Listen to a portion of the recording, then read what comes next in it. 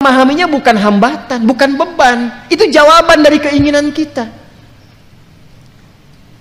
Sebab kalau Anda nggak minta, nggak akan dikasih.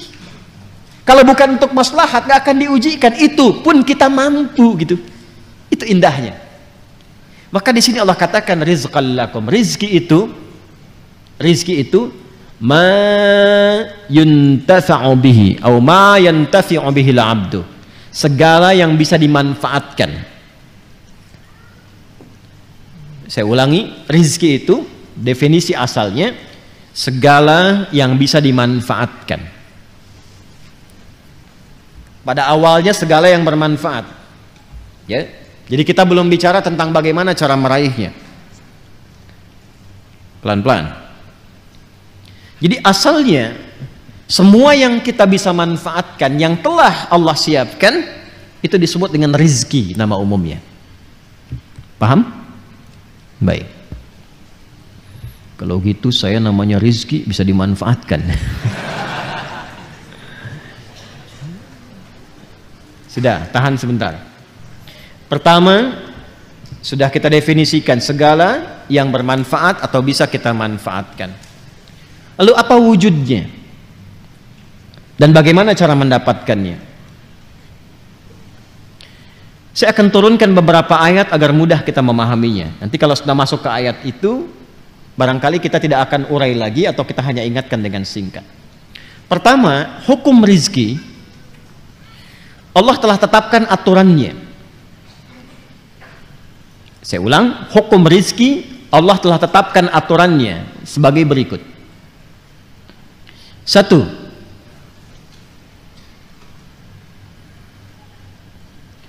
Ada rizki yang dikhususkan bagi setiap hamba dan tidak akan tertukar. Ada rizki yang dikhususkan pada setiap hamba dan tidak akan tertukar. Kuotanya pas. Ya. Dan ini ditetapkan sejak ruh ditiupkan. Tepatnya sejak usia 4 bulan dalam kandungan. Jadi begitu usia 4 bulan dalam kandungan, Allah perintahkan malaikat untuk menuliskan ketetapan rizki yang telah Allah tetapkan untuk hamba itu. Dalilnya hadis Nabi SAW yang paling ringan aja ya, yang sering dibaca. Al-Arba'in An-Nawawiyah, coba ya, karya Al-Imam An-Nawawi. Bisa di googling juga, klik Al-Arba'in, hadis nomor 4. Hadis nomor 4 riwayat sahabat Abdullah bin Mas'ud radhiyallahu taala anhu. Qala an Abi Abdurrahman Abdullah bin Mas'ud radhiyallahu taala anhu.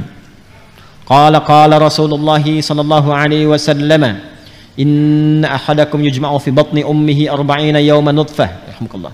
ثم يكون مثل ذلك علقة ثم يكون مثل ذلك مضغة ثم يرسل إليه الملك فينفخ فيه الروح ويؤمر بكتب 40. Yang pertama bikatbi rizqihi. Baik.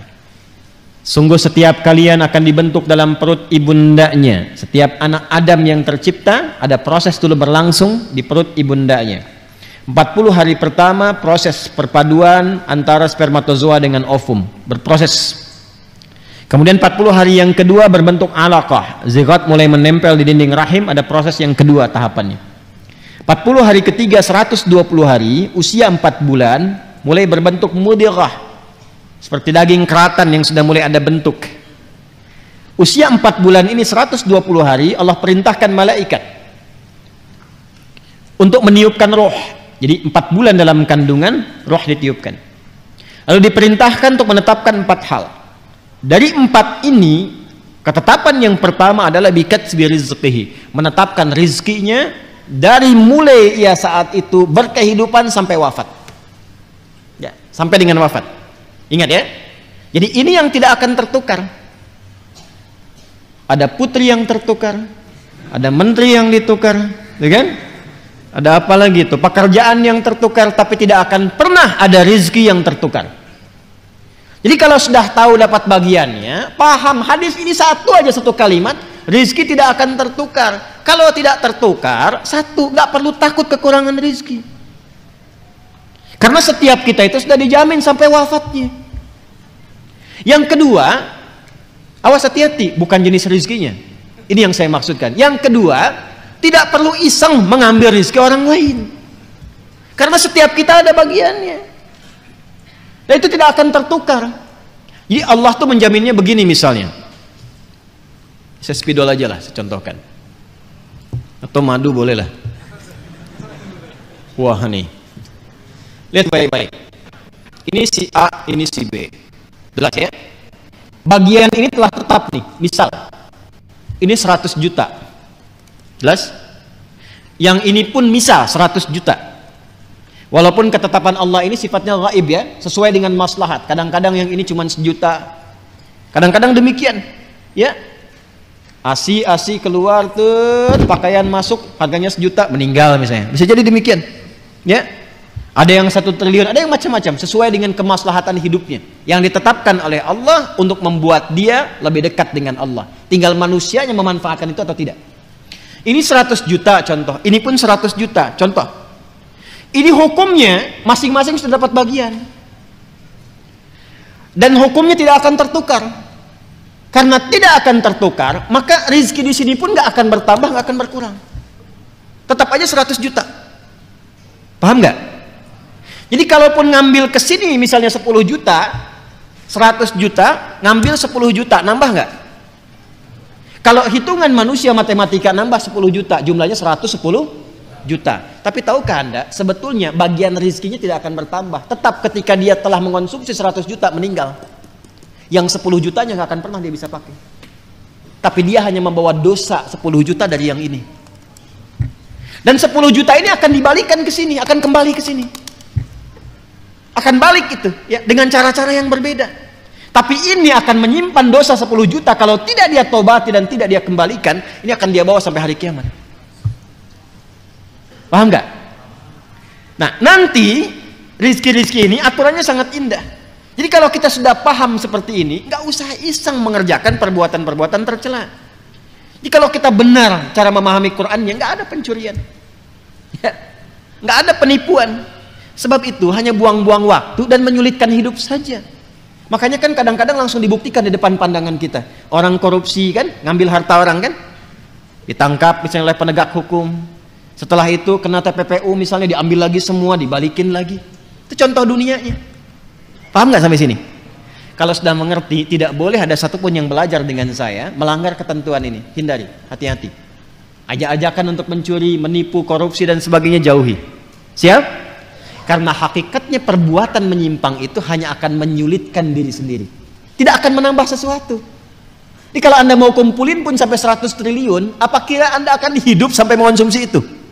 Belum tentu. Ya, kadang-kadang saya heran juga pada orang-orang yang demikian. Ya, kumpulin, makannya tetap 3 piring juga sehari. Kadang-kadang yang paling kasihan makan cuma 1 piring dibatasin lagi. Ya kan? Ya, karena faktor-faktor tertentu bukan yang positif. Jelas. Nah, itu satu. Yang kedua, Allah telah menetapkan itu semua dengan ketentuannya sejak di alam langit.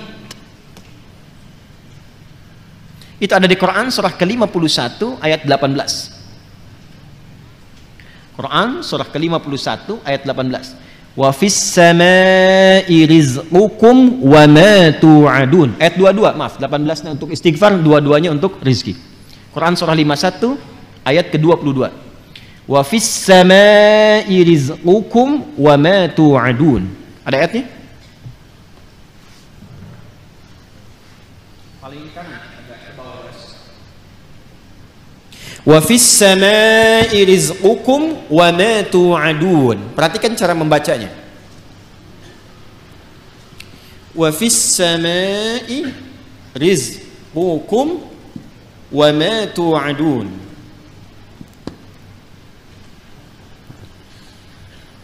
Dan di langit itu rizqukum, telah ditetapkan rizki kalian. Allah telah tetapkan bahkan sebelum kita terlahir. Paham? Yang tadi saya sampaikan. Wa ma tu'adun, dan segala yang dijanjikan. Maksudnya apa? Terkait dengan rizki ini pun, ini pasti Allah janjikan ketika engkau pun dalam kandungan sampai terlahir, Tu'adun, dijanjikan oleh Allah akan diberikan sesuai dengan batas hidupnya. Batas hidup itu yang disebut dengan ajal namanya. Ingat ya, batasnya disebut apa? Ajal. Ingat, ada umur, ada ajal, itu berbeda. Batasnya disebut dengan ajal.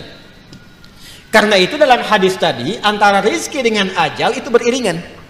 Bikatbi rizqihi wa ajalihi. Allah memerintahkan malaikat sejak anak berusia 4 bulan dalam kandungan ibundanya ditetapkan rizki yang bersamaan dengan waktu berkehidupannya, ajalnya. Misalnya ditetapkan ajalnya 60 tahun. Maka rizki yang Allah tetapkan pun ditetapkan untuk kebutuhan selama 60 tahun ini sampai wafat. Kalau sudah tiba ajalnya, maka selesai rizkinya.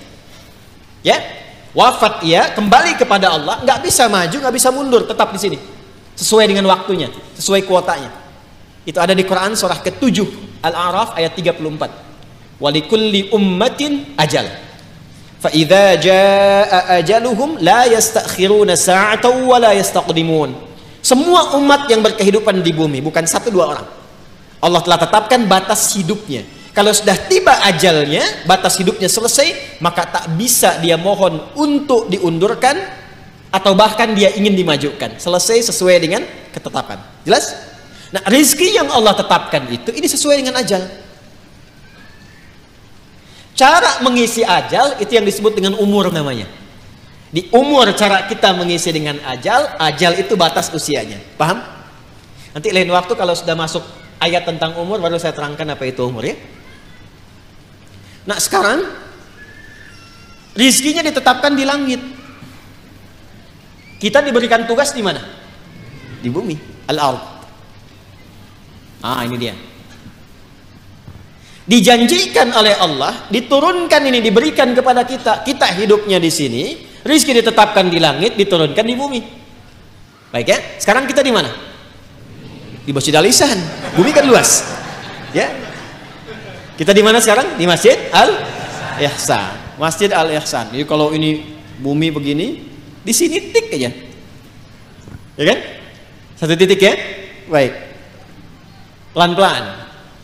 Kita ada di Masjid Al-Ihsan. Jaka Setia, ambil besarnya Bekasi lah. Itu pun selatan gitu kan? Ya kan? Belum yang timur, yang utara, yang barat kan? Ya itu pun selatan. Itu Bekasi. Anda bisa bayangkan nggak? Itu pun masuk Jawa Barat. Itu pun masuk Jawa. Ya kan? Kalau negaranya apa? Indonesia. Apakah di bumi cuma Indonesia saja? Tidak ya? Anda bisa bayangkan satu Indonesia saja ada berapa titik? Ada berapa pulau? Ada berapa kecamatan, kelurahan, berapa desa dan sebagainya. Nah, yang ingin saya sampaikan adalah Allah sudah jamin dimanapun kita berkehidupan, Allah tetapkan rizki itu akan diturunkan, akan diberikan. Nah, yang perlu kita tahu, kita harus bertanya, ya Allah, bagaimana cara Engkau menurunkannya supaya aku bisa mengetahui aku telah mendapatinya? Paham? Maka Allah turunkan kepada kita lewat ketentuan yang disebut dengan ikhtiar, itu namanya. Ikhtiar.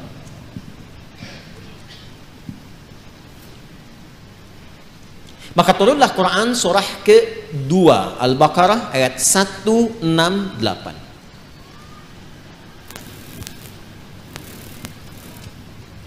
Paling kanan sebelah bawah. Sudah? Ini hukum umum. Bagi siapapun manusia di muka bumi yang berkehidupan, ini hukumnya. Kalau ingin dapatkan rezeki, ini ada caranya. Ini yang umum dulu ya, yang umum dulu. Ya ayyuhan nasu, ada? Kulu mimma fil ardi halalan thayyibah. Maka hukum pertama kata Allah, ya ayyuhan nasu, hai semua manusia. Kalau semua manusia mencakup orang beriman saja atau umum? Artinya semua hamba Allah mendapati hukum yang sama. Kalau Anda ingin mendapatkan rezeki ini, Allah berikan hukum. Apa hukumnya? Kulu. Apa artinya kulu? Makanlah gitu ya. Nah, ini yang dimaksud, agak fokus dikit. Ini di ilmu balaghah menggunakan hukum begini, dzikrul ba'dhi yuradu bihil kullu. Paham? Tidak, baik. Bahasa Indonesianya begini, bahasa Indonesianya. Sinekdok pas prototo. Paham? Tidak. Disebutkan sebagian mewakili keseluruhan. Paham? Nah, itu maksudnya. Ya. Kira-kira kalau kita ingin mengerjakan sesuatu, beraktivitas, bekerja, seringkali kita katakan kan untuk mencari sesuap nasi ya. Bapak mau kemana? Mencari sesuap nasi. Ibu ayah kemana? Mencari sesuap nasi. Padahal mungkin yang dicari satu rice cooker kan? Ya kan? Pakaian, kebutuhan dan sebagainya ya. Baik, itu kan rizki ya. Rizki kan? Baik, maka rizki itu pertama bersanding dengan ikhtiar. Wujud ikhtiar itu adanya aktivitas pekerjaan.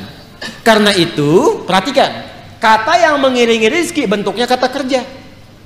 Kulu, ya kerja. Kalau ingin mendapatkan bagian rizki yang telah Allah tetapkan, mesti ada ikhtiar. Kita bergerak-gerak aja, beraktivitas. Yang diniatkan untuk mendapatkan rizki, rizki turun. Persoalannya apakah diturunkan waktu itu ataukah diakumulasikan kemudian, nanti ada kehendak Allah menyertainya. Halo, jelas? Jadi sebetulnya rizki itu sederhana. Kalau kita mau bergerak, aktivitas, datang rizki. Ya, Anda lapar, haus. Kalau diam aja nggak akan selesai hausnya. Tapi kalau Anda ke belakang tanya, Pak, maaf saya tuh haus sekali. Keluarlah air minum dari DKM. Ya kan? Tapi saya juga lapar, Pak. Emang Bapak nggak bawa makanan ke sini? Enggak, keluarlah kemudian makanan. Jadi kalau kita mau bergerak, ada itu rizki. Anda keluar tuh. Begitu di perempatan jalan kan orang cuman prit, Anda parkir. Tiba-tiba dengan peluit itu baru keluar sedikit prit. Kadang dia nggak pakai peluit sekarang itu. Mundur, balas kiri, gitu kan? Kita tanya kenapa emang yang kanan kan sudah dibalas sama yang kiri. Balas kiri, balas jalan. Dengan kalimat gitu aja Anda mengeluarkan uang kan? Kasih oleh Anda 2.000, makasih Pak. Kasih 5.000, makasih Om. Ya? Udah pindah tuh. Kasih 10.000, makasih Bos, gitu ya?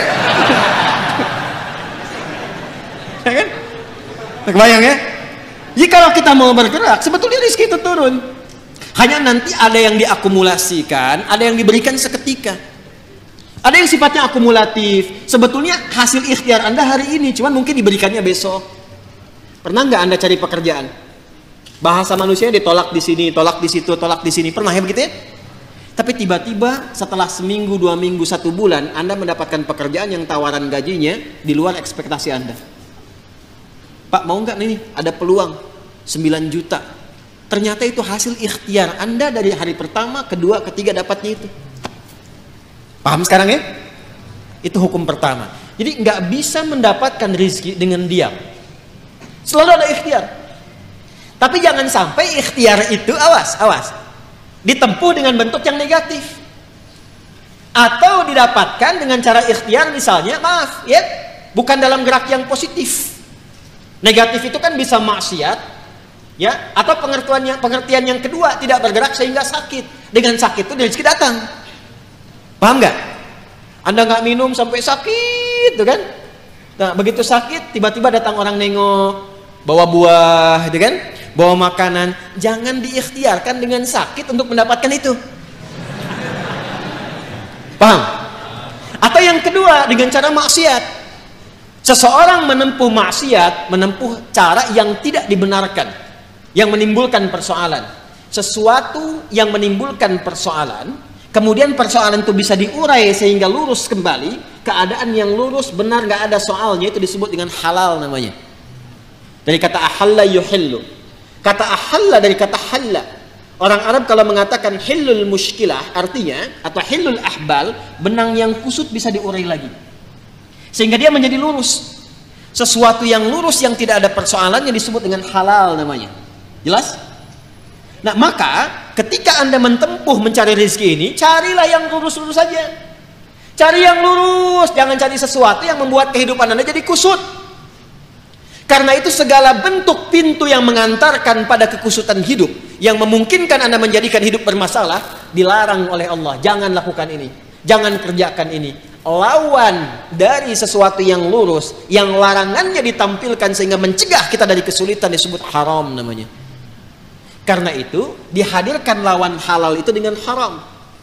Halal pada asalnya menunjuk pada keadaan lurusnya, sedangkan haram hukum pencegahannya. Saking sayangnya Allah kepada kita, saya inginkan hidupmu itu lurus. Jangan ada masalah. Jangan sampai kamu bapaknya yang korupsi, anaknya yang dibully. Jangan sampai bapaknya yang bermasalah, anaknya yang di sekolah yang diserang oleh teman-temannya. Anak SD diteriaki, bapak kamu koruptor ya, bapak kamu koruptor ya. Apa Anda tega melihat anak Anda bermasalah di sekolahnya hanya karena perbuatan bapaknya? Tuh. Maka kata Allah yang lurus-lurus saja. Gak usah menipu, gak usah korupsi, gak usah nyogok, lurus aja. Kan tadi tahu rizkinya sudah ditentukan, gak akan tertukar. Besok meninggal juga kok. Mau meninggal besok? Paham gak? Paham sampai sini ya? Nah, kalau sudah paham, kalau sudah dapat yang itu, cari yang baik-baik untuk tubuh kita. Tadi jangan sampai mendapatkan sesuatu, betul cara dapatnya halal. Cuman mengonsumsi yang lain yang kira-kira nggak sehat untuk tubuh. Dapat harta dengan halal, beli duren. Durennya bagus, tapi kalau makan duren 100 biji, kan masalah. Maka idealnya dapatkan dengan cara yang benar, konsumsi dengan cara yang menyehatkan. Cara yang menyehatkan itu bahasa Arabnya thayyib. Dari kata tabba, ya kan? Orang yang berkontribusi membantu supaya sehat disebut tabib, bahasa kitanya dokter. Maka Allah tegaskan supaya kita nggak banyak nanya lagi, kulu mimma fil ardi halalan thayyiban. Itu maksudnya halalan thayyiban ya. Jadi mencari rezekinya di mana? Halo? Di langit telah ditetapkan rezeki, diturunkan ke mana? Ke bumi. Maka cara kita berikhtiar, ikhtiarnya di mana? Di bumi. Tapi apakah mungkin mencari rezeki di bumi, semuanya bumi kita kelilingin? Tidak kan? Karena itulah ayat yang mengatakan mimma, singkatan dari min dan ma, di setiap tempat yang mampu engkau pijak. Jadi kalau misalnya Anda merasa nggak ada peluang di sekitaran ini, pindah. Kan Bekasi luas. Itu baru Bekasi. Nggak ada di PTM pindah PJS, ada PJS pindah Greenview, nggak ada di sini pindah Pekayon. Pekayon aja masih luas. Nggak ada di selatan pindah utara, nggak ada utara pindah timur, kan? Nggak ada di timur pindah dari kota ke kabupaten Bekasi. Nggak ada di situ geser pindah Depok, nggak ada Depok pindah. Banyak sekali tempat bisa dipijak. Jangan jadikan alasan ketika nggak menemukan di satu tempat Anda berbuat maksiat. Bukan Anda di sana maksudnya ya, ini contoh aja umum. Jangan jadi alasan kalau Anda tidak mendapatkan di satu tempat, jangan jadikan pijakan itu untuk berbuat maksiat. Aduh, udah sekarang susah Ustaz jadi yang halal, itu aja yang haram susah. Kenapa sih harus selalu banyak alasan?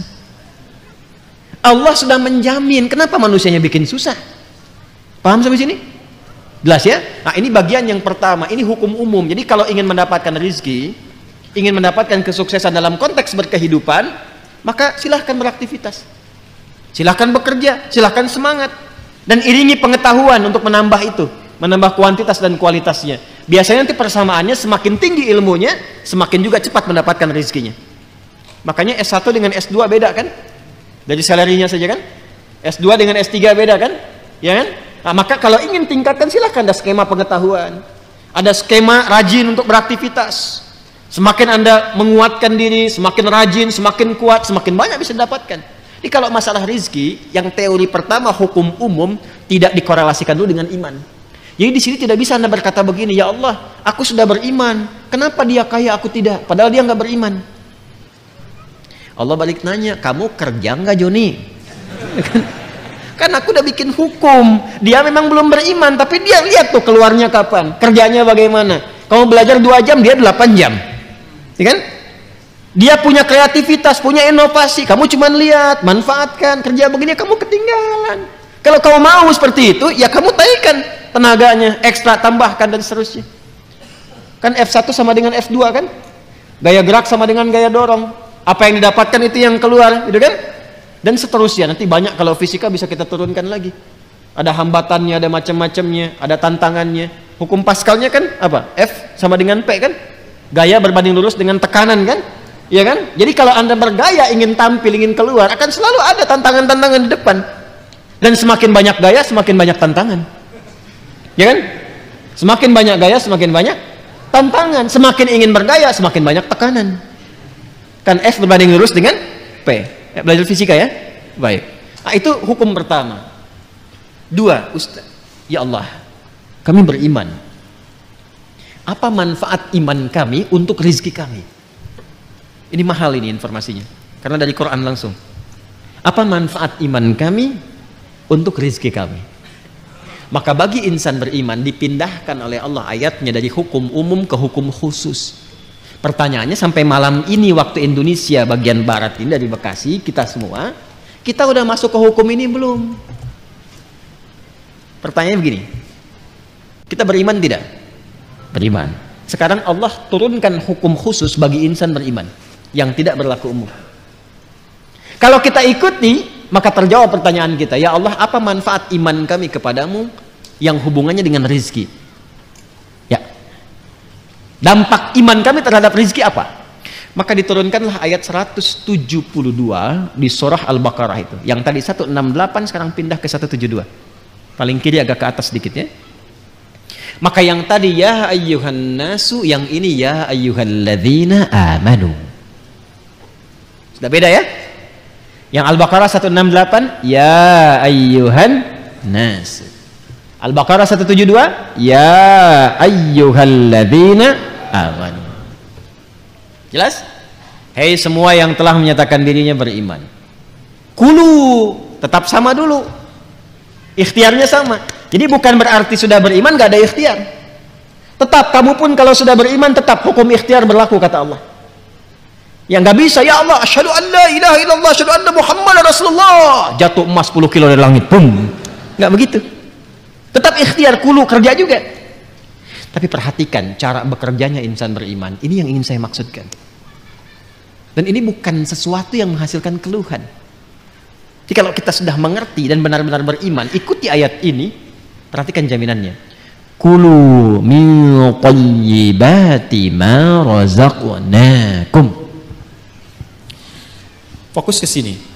Al-Baqarah ayat 168, kulu dengan ya ayyuhan nasu kulu mimma fil ard halalan thayyibah, halalan thayyibah.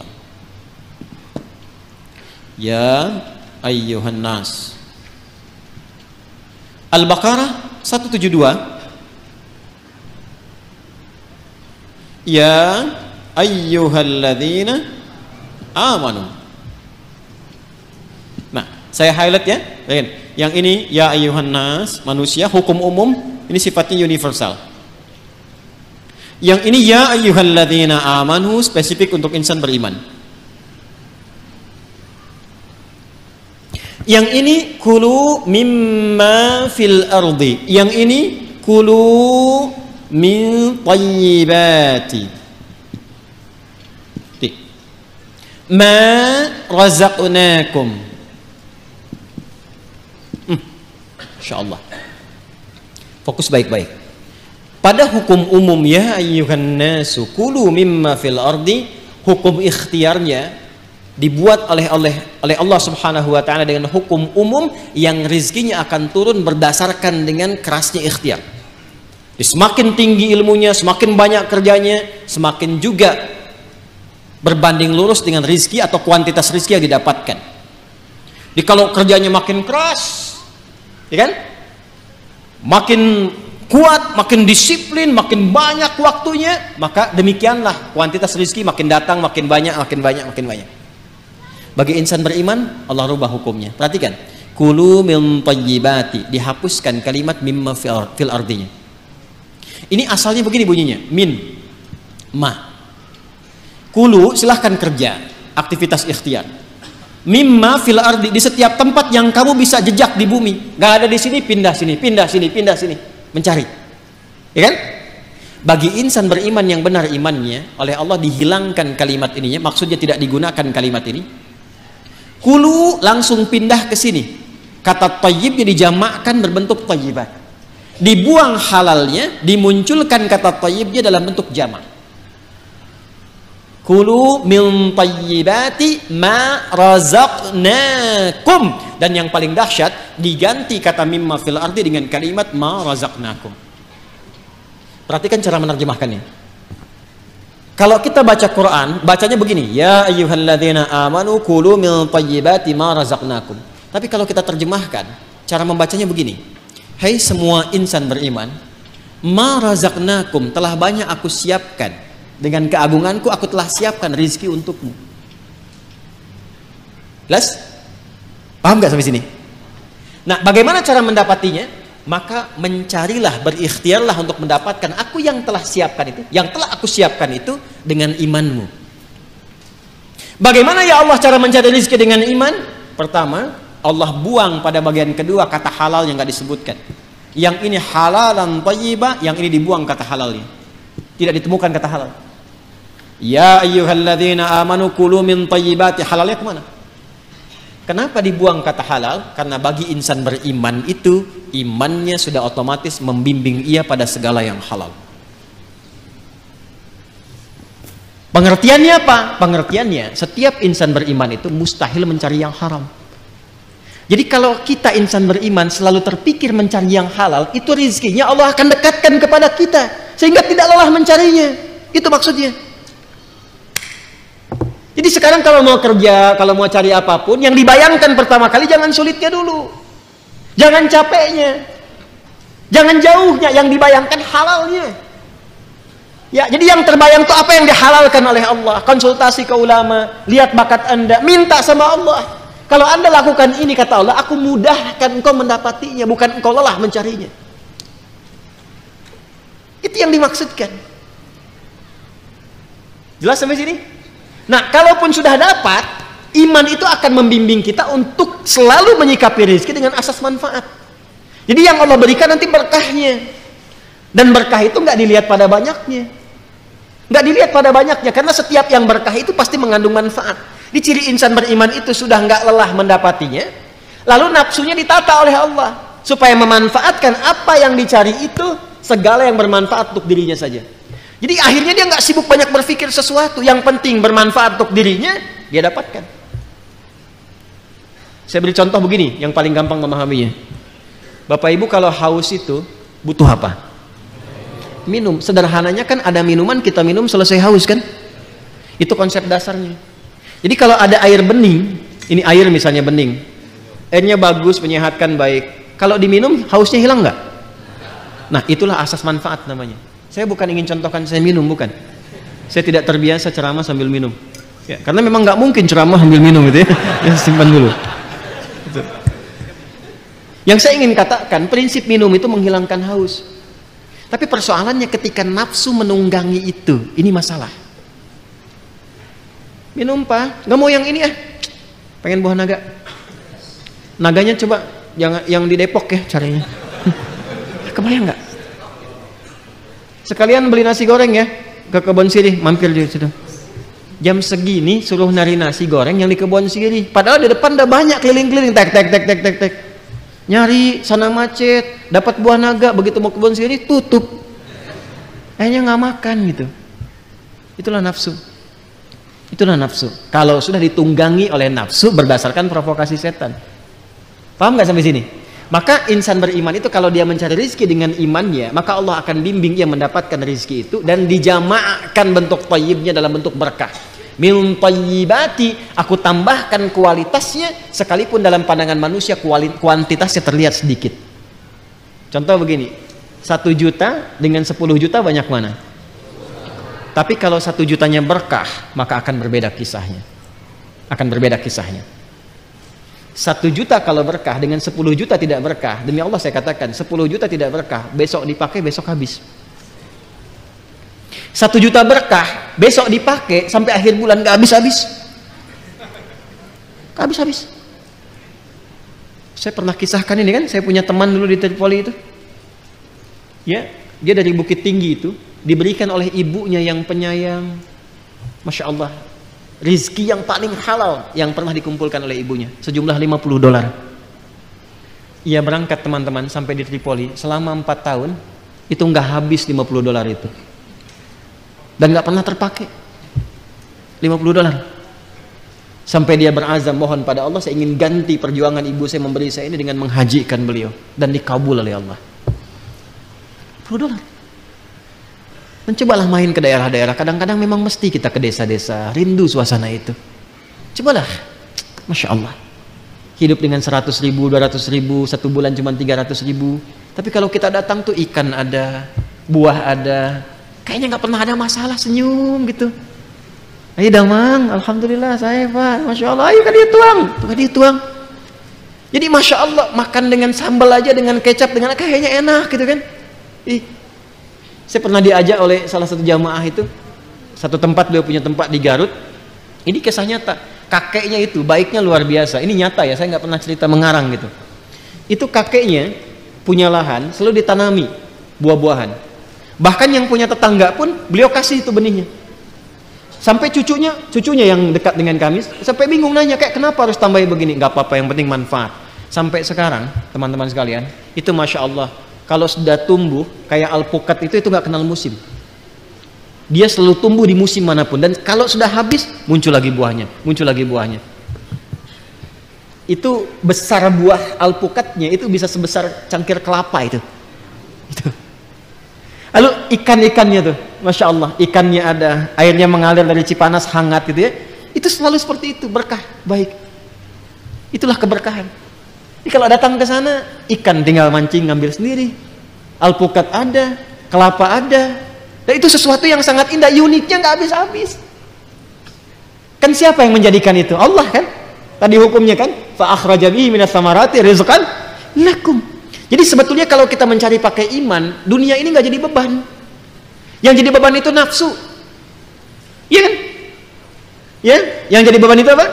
Nafsu. Pakaian fungsi menutupi aurat, tampil dengan baik. Tapi kalau semua model ingin dimiliki, capek kan? Cuman sekedar beli daster harus ke Paris. Padahal Citayam mungkin banyak gitu kan?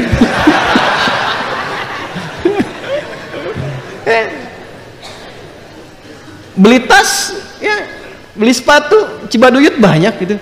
Jauh-jauh ke Amerika, begitu pulang dilihat made in Cibaduyut.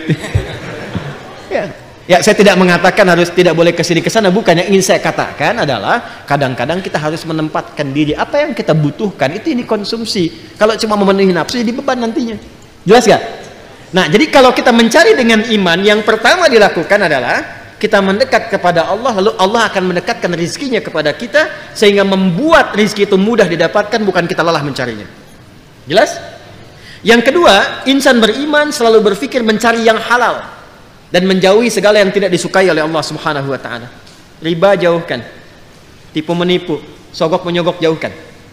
Maka ketika itu dijauhkan, keberkahan yang Allah berikan. Baik, saya sempurnakan sedikit ya, sedikit saja. Sekarang kita bertanya, ya Allah, ada shortcutnya nggak? Ya, ada shortcutnya nggak untuk mendapatkan itu? Maka disampaikanlah oleh Al-Quran, diberikan dua jalan yang paling utama. Ini jalan cepat untuk mendapatkan rezeki. Setidaknya ditemukan dua jalan dalam Al-Quran untuk cepat mendapatkan rezeki dari Allah Subhanahu wa ta'ala. Satu, melalui amal saleh. Melalui apa? Amal saleh. Jangan salah ya, amal saleh itu mendatangkan rizki. Ingat itu, amal saleh mendatangkan apa? Rizki. Ya. Kumpulan amal saleh itu, kumpulan amal saleh yang pernah saya terangkan disebut takwa namanya jalannya. Jadi kalau Anda bisa menggabungkan iman dengan takwa, itu jalan tercepat untuk mendatangkan rizki, bahkan dari sisi yang tidak kita duga. Jalan cepat mendatangkan rizki, bahkan dari sisi yang tidak kita duga. Lihat ayat tadi, rizki Allah tetapkan di mana tadi? Di langit. Diturunkan kemana? Ketika Anda mampu memadukan iman dan takwa, dibukalah pintu langit dan bumi sekaligus. Kalau tadi kan rizki di langit kan, kita hidup di bumi ya, diturunkan dari langit ke bumi kan. Ketika Anda mampu memadukan iman dan takwa, maka dibuka pintu rizki di langit dan bumi. Itu dalilnya Quran surah ke-7 Al-A'raf ayat 96. Walau anna ahlal qura amanu iman wattaqau, takwa. la fatahna 'alaihim barakatim minas sama'i wal ard. Kalaulah ada satu penduduk negeri, nggak tanggung-tanggung kata Allah, bukan 1-2 orang, satu penduduk negeri. Kalau mau nanti, kalau bisa begini ya, ta'lim kita ini harus punya database nih. Nanti berangkat bareng-bareng. Siapa yang dari Tangerang, kumpul bareng-bareng, bikin grup, berangkat sama-sama. Gak apa-apa. Yang dari Citayam, Bojongkoneng, sini datang sini apa? Cari angkot sini kan? Ya kan? Belajar, ngaji bareng-bareng. Nanti Anda praktekkan di tempat itu, kumpul bareng-bareng, praktekkan, tingkatin iman, tingkatin takwa, ke masjid sama-sama, ibadah sama-sama. Apa yang terjadi? Kata Allah, la fatahna 'alaihim barakatim minas sama'i wal ard. Pintu berkah di langit dan di bumi dibuka. Karena itu kalau sudah takwa, kaidahnya sudah lompat, bukan nas lagi, bukan ya ayuhan nas lagi, bukan ya ayuhan ladina amanu lagi. Sekarang kaidahnya khusus untuk insan muttaqin. Karena itu ketika disebutkan takwa, itu datangnya cepat, bahkan dari sisi yang tidak kita duga. Wa may yattaqillaha yaj'al lahu makhraja wa yarzuqhu min haitsu la yahtasib. Quran surah 65 di akhir ayat kedua sampai awal ayat ketiga. Itu maksudnya. Contoh lain misalnya. Pernah dengar kisah Sayyidah Maryam, Bunda Maria alaihissalam? Apakah beliau kerja? Beliau bisnis? Tidak. Beliau ngajar? Yang beliau lakukan meningkatkan takwa kepada Allah. Apa yang didapatkan saat beliau meningkatkan takwa kepada Allah? Lihat Quran surah ketiga Ali Imran ayat 37. Paling kiri sebelah bawah pojok. Quran surah 3 Ali Imran ayat 37. Fataqabbalaha rabbuha biqabulin hasanin wa anbataha nabatan hasanan wa kaffaraha Zakaria. Kullama dakhala 'alayha Zakaria al-mihraba wajada 'indaha rizqa. Qala ya Maryamu anna laki hadha? Qalat huwa min 'indillah. Innallaha yarzuqu man yasha'u bighairi hisab. Maka Allah menerima ikhtiar orang tua Maryam itu, yaitu Imran dan Hannah. Nah, ini yang ingin saya sampaikan di puncak kajian kita malam hari ini.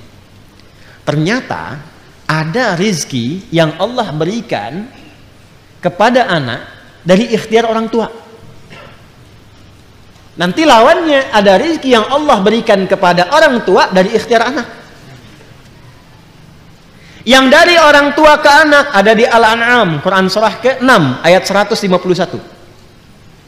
Yang dari anak ke orang tua di Al-Isra surah 17 ayat 31. Nanti kalau sudah sampai ayatnya kita detil ngajinya. Kan baru di Al-Baqarah ayat 22 kan? Ya. Kalau di Al-An'am di pertengahan ayatnya, cepat karena waktunya terbatas, ayat 151, Quran surah ke-6 ayat 151 berbunyi begini, langsung saja ke tengahnya ya. Nahnu narzuqukum wa iyyahum wa la taqtulu auladakum min imlaq, ya.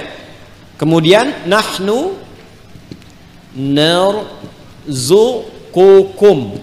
wa iyyahum.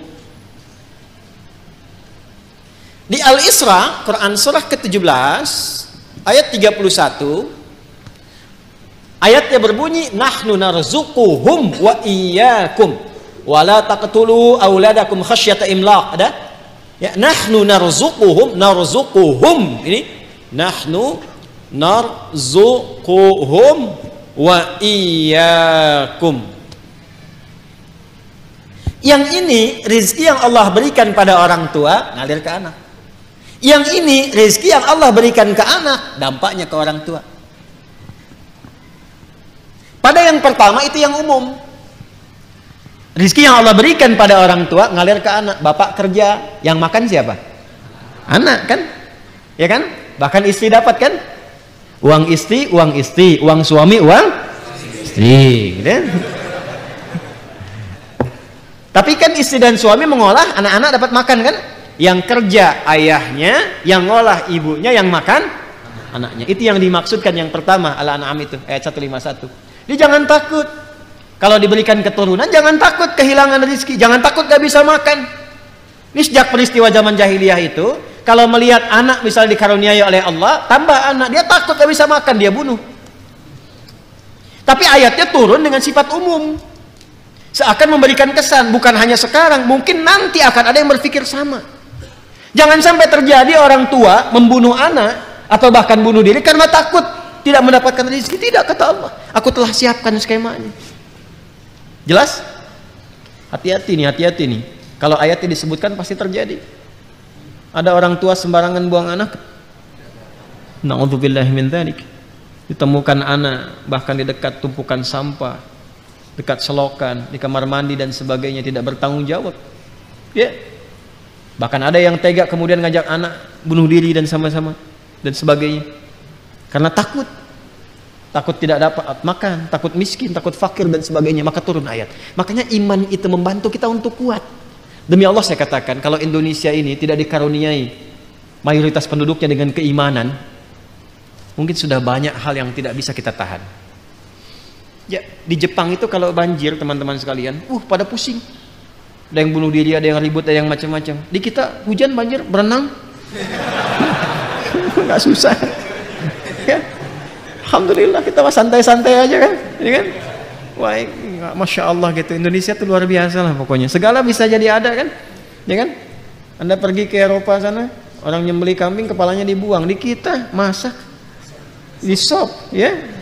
Ya, kambing itu kambing guling, kambing bakar, kambing macam banyak tuh menunya. Kepala ikan dibuang, di kita dibikin bumbu baru, ya kan? Apa aja pokoknya tuh, ya, apa aja jadi ya. Makan nasi nih, nasi sudah nggak cocok, besoknya sudah nggak bagus, jemur kering, jadi apa? Rengginang. Rengginang udah bosan, ganti lagi jadi apa lagi? Gipang kan, ya kan? Semua tuh bikin bubur, bikin ini, pokoknya top lah Indonesia tuh. Ya. Tapi iman tuh membuat kita lebih kuat. Ya, lebih kuat. Makanya kalau kita beriman jangan takut, Pak. Kerja, aktivitas saja. Allah kirimkan.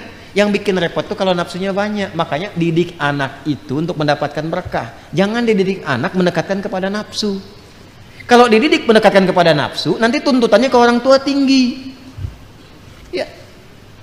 Anak Umar bin Khattab itu anak presiden. Pakaiannya bolong. Karena bapaknya berusaha memberikan yang terbaik, yang ada yang itu yang tambalan karena mengejar akhirat itu. Datang kepada ayahnya mengadu dengan bersedih. Kenapa, Nak? Teman-temanku pakaiannya bagus-bagus katanya. Tidakkah engkau ingat kalau bahasa kita? Kita kan nanti bagusnya di akhirat. Di sini kan sementara saja. Ya, ayo nikmati dengan apa yang Allah beri. Nanti di akhirat kita lebih bagus daripada mereka. Itu bisa balik lagi dengan tertawa. Bisa nggak bikin begitu tuh? Permen. Mobil. Bisa nggak bikin begitu tuh? Bisa nggak belikan anak mobil-mobilan ditata, latihan sholat? Berikan sendal, katakan padanya Allah yang memberikan kita ini, titipkan sama adik. Pakai yang baik ya, pakai ke masjid, pakai sekolah dengan semangat, doakan papa ya. Pernah nggak titipkan ibu pada anaknya ketika ayahnya mau berangkat, doakan ayah ya. Coba bilang sama ayah, Pak jangan cari yang haram ya. Itu Masya Allah, anak TK kalau bisikan di telinga terjaga belum sampai kantor. Ya, paham? Itu sederhana tapi dalam gitu. Sederhana tapi dalam. Itu yang dimaksudkan itu. Nah yang kedua gini, yang kedua ini yang mahal sekali dan saya akhiri di sini. Nahnu narzuquhum wa iyyakum. Ada rizki yang Allah tetapkan lewat anak tapi orang tua dapat. Seperti Imran dan Hannah pernah menyiapkan Maryam dan dengan itu orang tua dapat.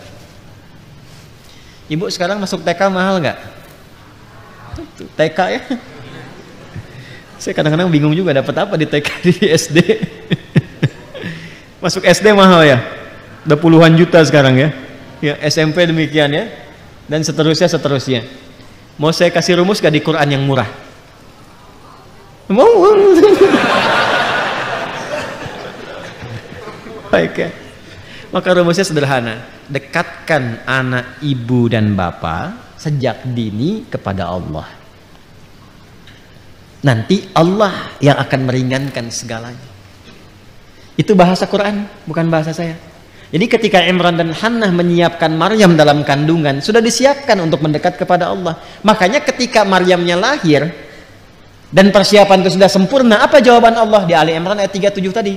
Fataqabbalaha rabbuha biqabulin hasanin. Kalau sampai situ diterima saja, ayatnya belum selesai. Wa ambataha nabatan hasana. Saya terima ikhtiar kedua orang tua itu, kata Allah. Dan karena saya terima, saya akan mudahkan. Selanjutnya Allah yang merawat, Allah yang memberikan segalanya. Walaupun secara ikhtiar Nabi Zakaria ditugaskan oleh orang tuanya. Imran kan meninggal sebelum Maryam lahir kan. Dipilih Zakaria alaihissalam untuk memberikan kebutuhan Maryam, tapi Allah nggak berkehendak. Aku sudah terima, biarkan aku yang memberikan semua kebutuhannya. Maka setiap kali Nabi Zakaria mengantarkan kebutuhan Maryam, pakaiannya, makanannya, apapun itu sudah ada di dalamnya, dalam mihrabnya. Itu setiap kali. Dahsyatnya bukan musim apel, ada apel, gimana tuh? Maka sekali Nabi Zakaria membiarkan, 2 kali, 3 kali ditanya. Beliau tahu, karena kan Nabi ini dari Allah, tahu, tapi ingin menguji di lisan Maryam, keluarkah kalimat itu atau tidak. Maka ditanya, ya Maryamu anna laki hadza, Maryam dari mana semua ini? Nah ini yang mahal. Qalat huwa min indillah, ini semua dari Allah. Jadi kalau anak-anak itu dari kecil sudah ditautkan dengan Allah, maka semua kalimat yang keluar di lisannya Allah. Nah kalau bisa firman Allah itu hadirkan dalam jiwanya. Kalau sudah firman Allah hadir di jiwanya sejak dia kecil, itu dijaga oleh Allah itu. Dan ketika dijaga meringankan beban yang bapak ibu anggap sebagai beban untuk memberikan rezeki. Nggak percaya silahkan, firman Allah hadirkan. Jadikan dia penghafal Quran dari sejak kecil. Tiba-tiba apa? Mau masuk sekolah ada beasiswa untuk menghafal Quran. Padahal sudah Allah siapkan. Jalurnya Allah siapkan. Tiba-tiba apa? Ada kiriman makanan. Tiba-tiba apa? Ada undangan ini, undangan itu dan sebagainya. Itu cuma wasilah saja. Pada akhirnya itulah perhatian Allah kepada hasil ikhtiar bapak dan ibu. Kok bisa anak yang hafal Quran yang umroh bapak ibunya ikut? Padahal dari dulu nabung nggak jadi-jadi tuh. Hah? Maka cari wasilah takwa, titipkan itu lewat anak, maka lihat apa yang terjadi setelahnya. Itu akan ringan. Ya. Cobalah, ya, coba. Dan itu akan ringan, demi Allah saya katakan itu akan ringan. Itu yang dimaksud nahnu narzuquhum wa iyyakum. Jangan takut. Kalaupun ada Allah titipkan anak, jumlahnya berapa, laki-laki, perempuan, semua rezekinya sempurna. Tapi kalau ingin cepat kata Allah, investasikan dari awal. Sehingga dunianya nggak terlalu capek, bebannya nggak banyak. Sekarang saya perhatikan kalau ngelihat orang tua, kok bayangannya tuh ingin dunia saja gitu. Kenapa sih takut anaknya masuk pesantren?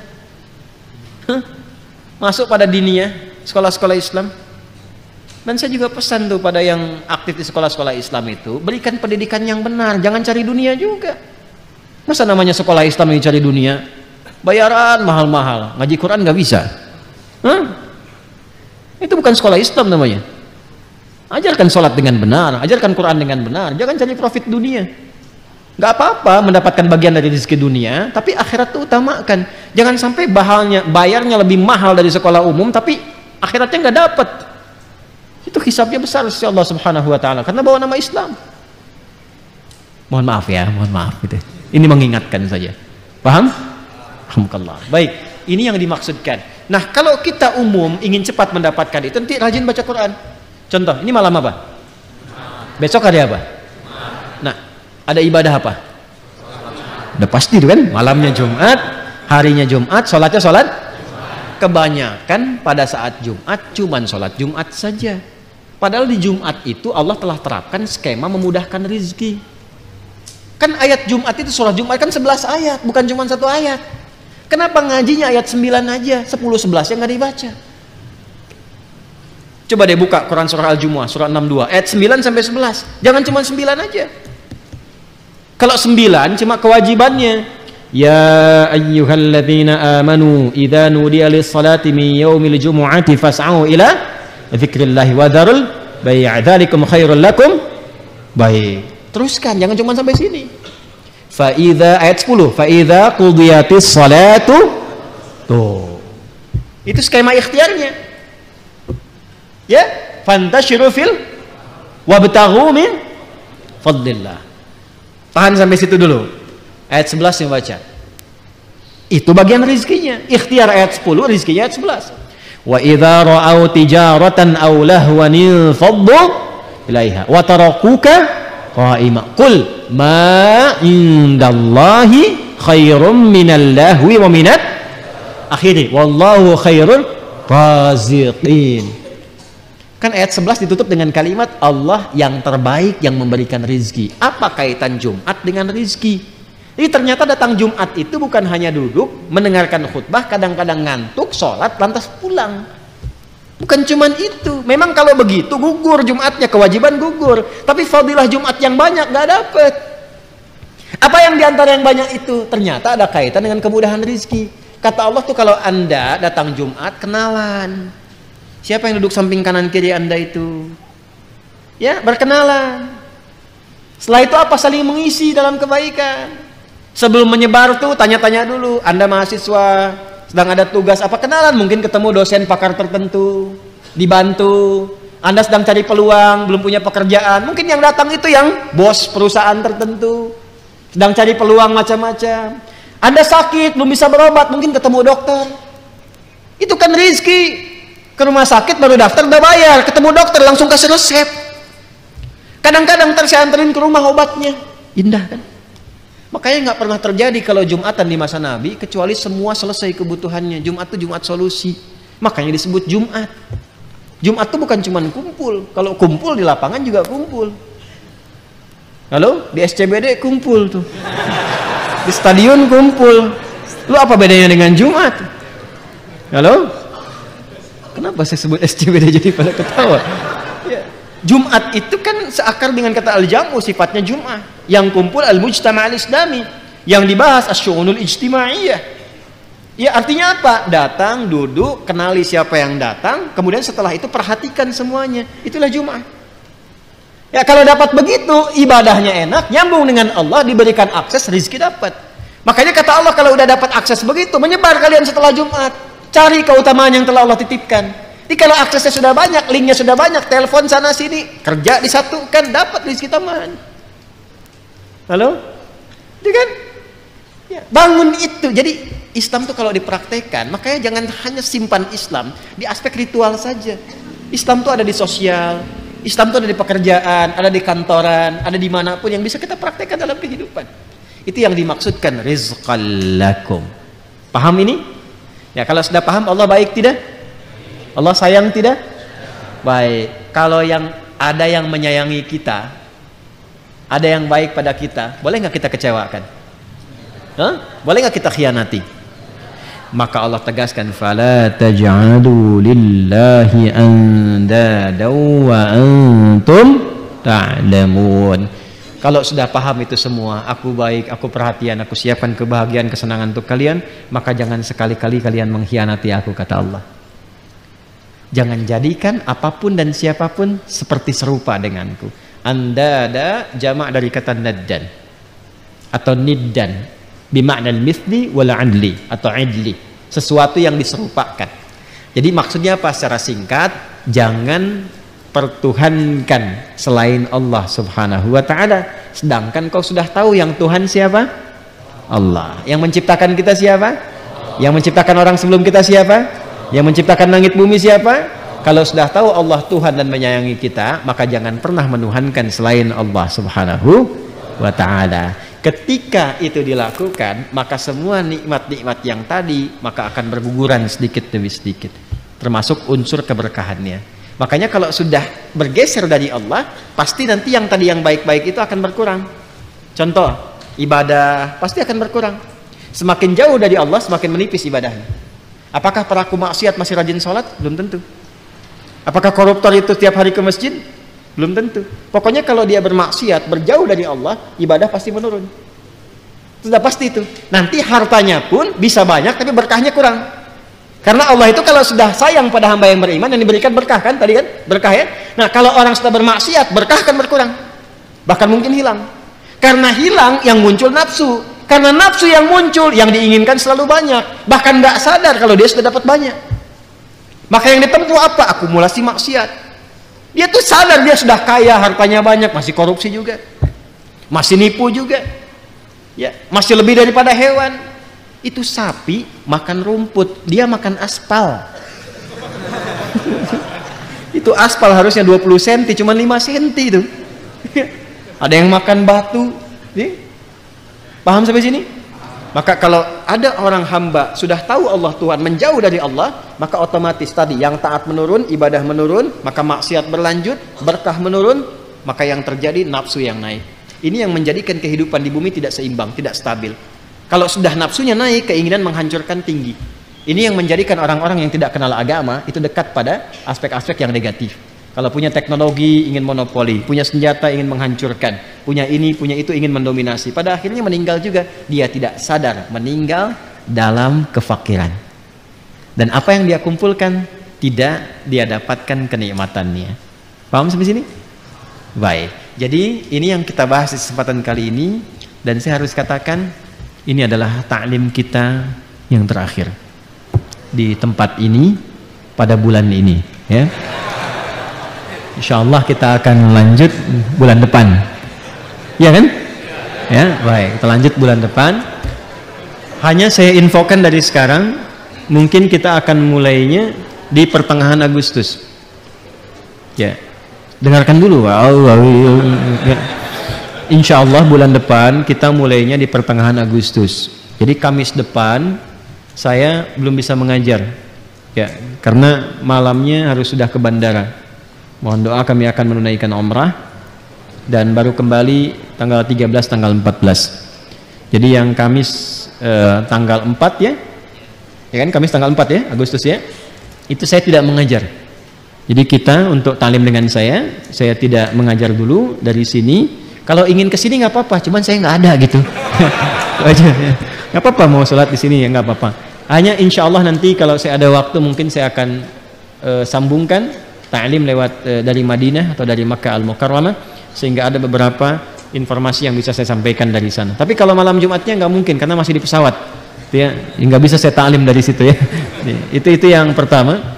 Yang kedua, Bapak Ibu sekalian, ketika saya pulang nanti insya Allah dari umrah, kalau Allah kehendaki baik semuanya, maka hukum berlaku.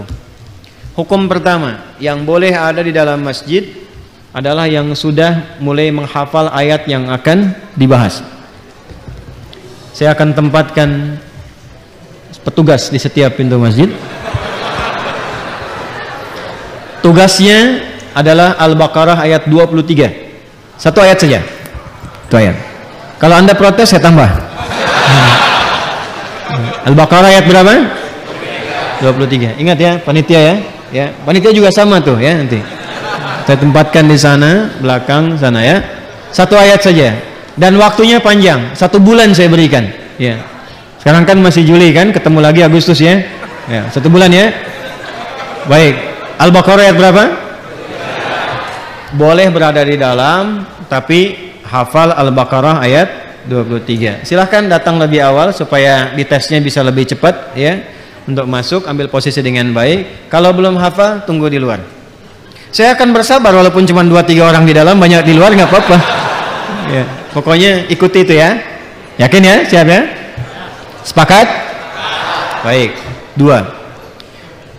3. Yang sudah mendaftar di Mira, sekali lagi saya berikan penekanan pada 2 hal. Yang pertama, aktifkan akunnya dengan baik.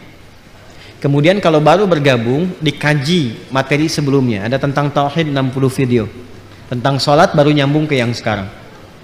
Bagi yang hendak bergabung, silahkan dilihat ketentuannya. Ya, bisa dilihat di YouTube atau di aplikasinya seperti apa. Nanti Anda bisa masuk karena nanti bulan depan sudah mulai spesialisasi untuk penempatan kelas-kelas.